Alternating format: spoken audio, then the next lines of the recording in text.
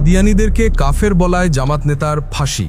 সময়টা ১৯৫৩। পাকিস্তানের রাস্তায় ছড়িয়ে পড়েছে এক স্লোগান, খতমে নবুয়াত রক্ষা করো। এই উত্তাল সময়ের কেন্দ্রে দাঁড়িয়েছিলেন মাওলানা মওদুদী। তিনি লিখলেন কাদিয়ানী মাসালা, প্রমাণ দেখালেন কাদিয়ানীরা মুসলিম নয়। রাষ্ট্র কেঁপে উঠল, তাকে গ্রেফতার করা হলো, আর ঘোষণা করা হলো সেই ভয়াবহ রায়, মৃত্যুদণ্ড।